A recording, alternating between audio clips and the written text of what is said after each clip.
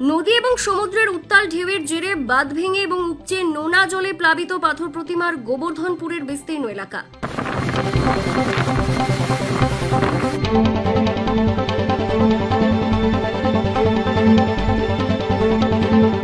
পাথর প্রতিমার গোবর্ধনপুর গ্রামে প্লাবন ঠেকাতে তৈরি করা হচ্ছিল অস্থায়ী রিং বাঁধ।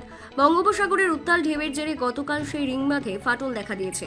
সদ্য তৈরি হওয়া বাঁধ উপচে এবং ওই একই জায়গায় সমুদ্র বাঁধের ভাঙা অংশ দিয়ে নোনা জল ঢুকে প্লাবিত বিস্তীর্ণ এলাকা। সমুদ্রের জলে জলমগ্ন বিঘের পর বিঘে চাষের জমি, রাস্তা, পুকুর। জলবন্দী হয়ে রয়েছে 70 থেকে 80টি পরিবার। সদ্য তৈরি হওয়া রিং বাঁধ নিয়ে ক্ষোভ উগরে দিচ্ছে দুর্গত মানুষজন। দুর্বল বাঁধগুলির ওপর সেচ দপ্তরের আধিকারিকদের নজর রাখার নির্দেশ দেওয়া হয়েছে। ব্লক, মহকুমা এবং জেলা স্তরে কন্ট্রোল রুম খোলা হয়েছে। আলিপুর আবহাওয়া দপ্তর বলছে, নিম্নচাপের প্রভাবে আগামী বুধবার পর্যন্ত দক্ষিণ 24 পরগনা জেলা জুড়ে বিক্ষিপ্তভাবে মাঝারি থেকে ভারী বৃষ্টি জারি থাকবে। আগামী সোমবার এবং মঙ্গলবার জেলায় ভারী থেকে অতি ভারী বৃষ্টির সতর্কতাও জারি করা হয়েছে।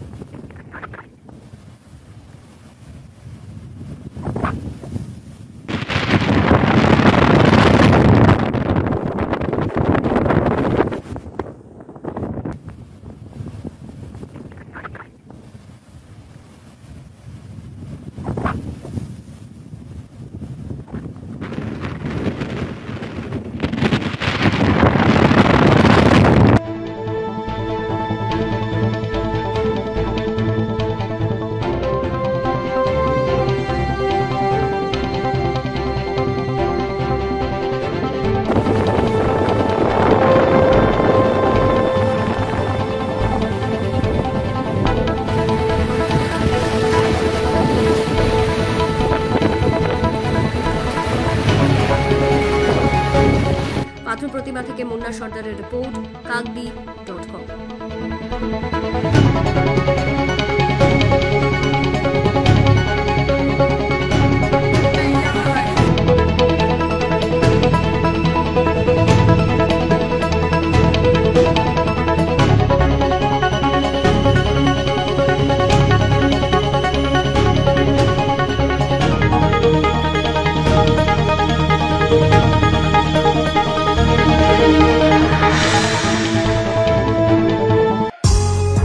নামি দামি ব্র্যান্ডের বেডিং, ফার্নিচার ও হোম অ্যাপ্লায়েন্সের বিশাল সম্ভার Rajlakshmi bedding stores and steel furniture, পাথর প্রতিমা, পূর্বাঞ্চল বাজার, দক্ষিণ 24 পরগনা। মোবাইল নাম্বার 9775650545 ও 9735743245।